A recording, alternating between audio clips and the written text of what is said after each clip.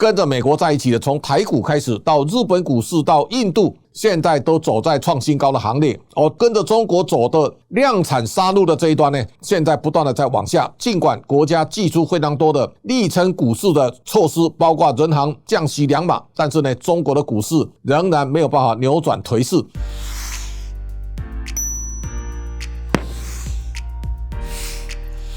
各位财讯的观众朋友，大家好，我是谢金河，欢迎再度收看老谢开讲。这礼拜的单元，我们要先来看看在 Tesla 的部分呢。欢迎你一起加入财讯的频道会员，支持最懂投资的财经媒体，跟我们一起追踪政经趋势以及产业状况，成为财讯粉丝团，也就是财团的一份子。或者你也可以针对喜欢的节目抖内我们，让我们可以继续为大家带来更多精彩的节目。特斯拉的股价在29号，那么大跌 12.13%。这个大跌呢，一天跌掉 25.3 美元，那么整个特斯拉的市值少掉 801.3 亿，这个是在2024年当中呢所呈现的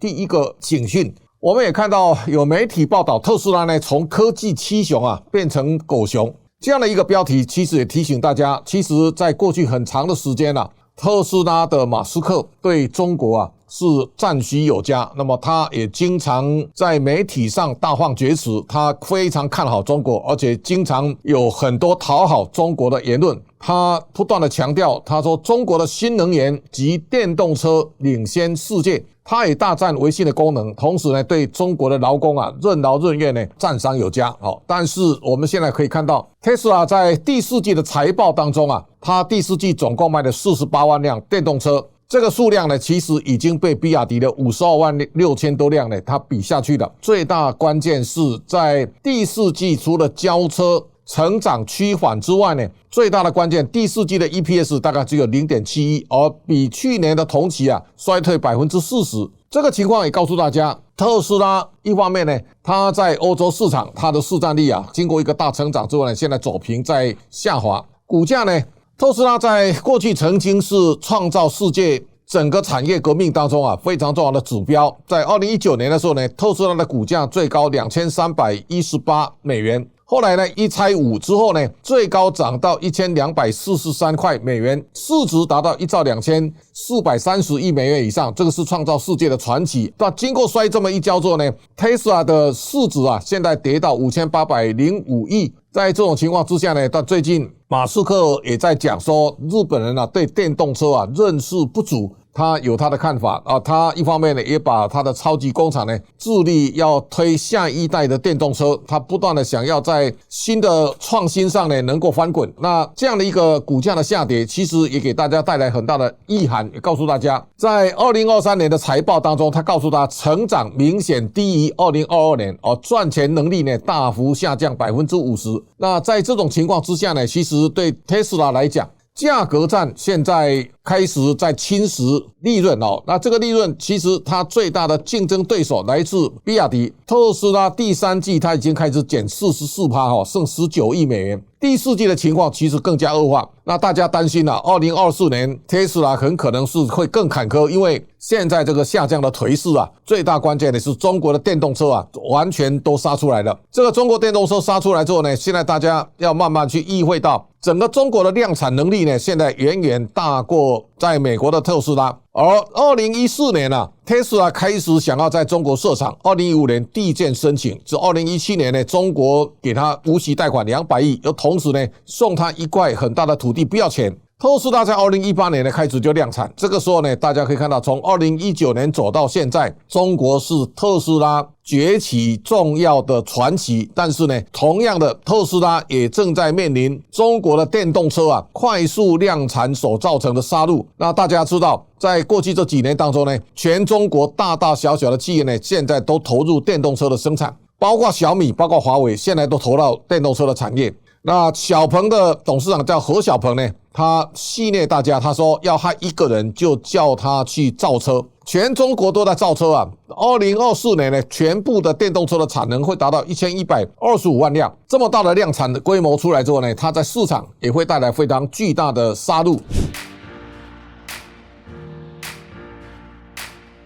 我们第一个看到电动车现在在北京的卖场，现在其实它已经逐渐遭到中国的本土车厂的挤压了。那现在大家可以看到，比亚迪跟特斯拉的差距呢，现在越拉越近，但是股价相差非常大哦。你知道，在比亚迪的车辆的销售数量赢过特斯拉之后呢，如果你比对市值，双方差距非常大哦。所以今年大家可能看到，现在摩根大通啊在示警，他认为特斯拉今年的股价呢可能会再跌 30%。那这个再跌下来之后呢，我相信特斯拉在科技七雄当中啊，它第一个可能会被除名。现在大家可以看到，特斯拉的市值啊一夜蒸发800亿美元，现在业绩啊是3年来最差。而特斯拉面对的是一个中国产能全开的一个杀戮的行业。大家如果再把这个回合当中呢，中国所呈现的这些面向啊，第一个大家看到面板产业的现在肃杀的力道啊非常的强劲。从2009年到现在，面板从来没有好起来过，再到太阳能电池模组，再到 LED， 这个是中国的强项产业，拿着国家补贴呢，开始进入到一个杀戮的这一端。马斯克最近在讲，他说中国电动车啊，恐怕会摧毁对手。那美国的巴洛斯呢，他也在讲说，科技七雄啊会重新洗牌，苹果、特斯拉、Meta 会被除名。这当中啊 ，Meta 表现还不错，但是呢，苹果的市场在中国，而特斯拉呢以中国市场为主要的销售的据点。这个时候呢，它一定会首当其冲。这是我们现在看到的，特斯拉现在面临中国电动车厂的夹击。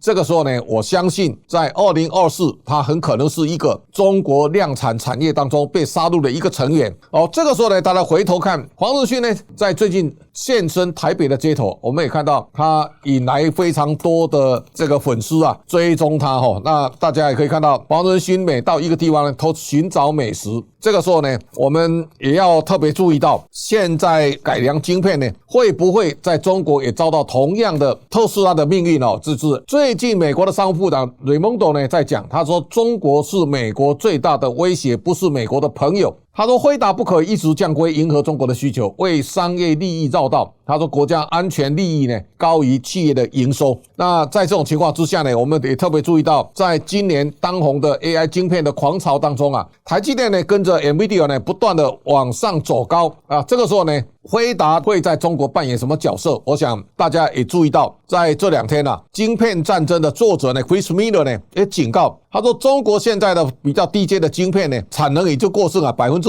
现在还在不断的量产，中国不能生产高阶晶片，但是成熟晶片呢现在已经供过于求在这种情况之下呢，大家也要特别注意到，现在发生到特斯拉的故事会不会在半导体当中的成熟晶片呢产生另外一股杀戮？这是大家未来要值得关注的一个关键的焦点。那美国财政部长一再提醒，他说中国特定产业产能过剩呢对全球构成了威胁。现在这个威胁开始大家也注意到了，从上个礼拜跟大家提到的水泥到钢铁到石化产业到纺织，现在杀到电动车到电池到相关的更上游的碳酸锂到磷酸钴呢，都造成价格的松动，而且跌幅非常的巨大。那么在这种情况之下呢，第一个 NVIDIA 它不断的降规，对中国市场的倚重将来可能要高度关注。如果现在高阶晶片也被中国拿去大量生产，我相信这个产业很可能杀到让你想象不到。台湾在未来地缘政治当中大家也可以注意到，台湾其实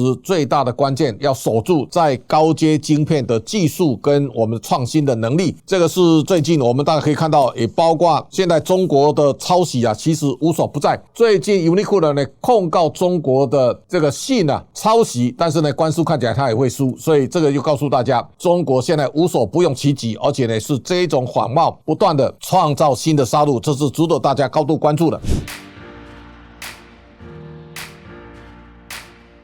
那么在这段时间呢，我们也看到这个韩国的基金因为大量投资中国跟香港的股票呢，所以造成市值大幅滑落，很多投资人呢剃光头走上街头抗争，他们感叹一辈子的老本吃掉大半，那么很可能会归零。这个时候呢，他对香港其实也带来更大的压力。另外一则呢，我们看到新加坡的基金经理人现在认错了，亚洲创世纪资产管理创始人跟首席执行官蔡顺福，他大力放空日本的股市，而做多港股。现在两边刚好做相反，所以这个时候他关掉旗下的基金。他说去年看好中港股市，然后今年犯大错，决定关闭基金来停止亏损。他说我仍然不明白中国政策制定者的不一致性，不对抗通货膨胀导致市场信心的持续丧失和长期熊市。这个是现在我们可以看到的，新加坡的基金公司关掉他自己的基金，而中国本地的基金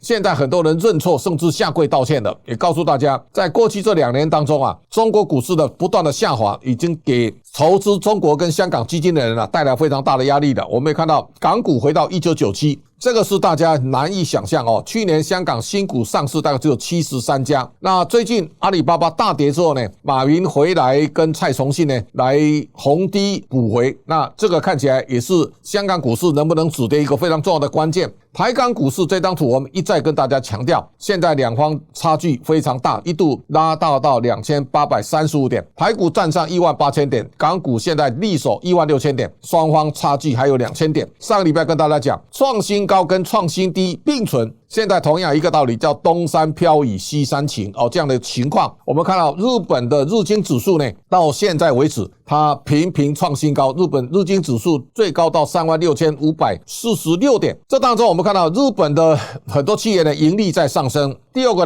日本的企业在执行库藏股非常有效率。第三个通膨升温有利日本在过去30年的通货紧缩提前结束通缩的命运，这个是日本现在的翻转最重要的关键。所以日股创下34年的新高，大家也可以对照，在最近特斯拉的股价大幅下滑，但是日本的汽车厂现在股价大幅的上升，所以 Toyota 现在股价站上3000块日元以上。这个也告诉大家，过去在中国主导的市场，靠着巨量生产所造成的价格杀戮主导全世界。未来大家追求是另外一种性价比，也就是价格合理而能够让消费者能够满足。我相信这是一个在未来世界变化的路上大家可能要高度去思考的一个关键话题。那中国的发改委跟中国的国务院副总理何立峰最近也提醒大家，第一个他要求企业要重视市值，同时要重视盈利。在过去的杀戮的时代大家杀到见骨，那么现在如何把利润挤出来，我相信这是中国股市要能够止跌的一个非常重要的关键。而这个世界杀戮会一直往下走，而创新会提升价值，不断的往上走。现在也告诉大家，跟着美国在一起的，从台股开始到日本股市到印度，现在都走在创新高的行列，而跟着中国走的量产杀戮的这一端现在不断的在往下。尽管国家祭出非常多的力撑股市的措施，包括人行降息2码，但是中国的股市仍然没有办法扭转颓势。这个是未来世界大家一定要高度关注的一个焦点。一方面大家要远离这一种靠着量产杀戮的产业，而要尽量去追逐科技创新能够创造价值的企业或市场。这个是今天给大家做的简报，感谢大家的观赏。下周同一时间请大家继续收看。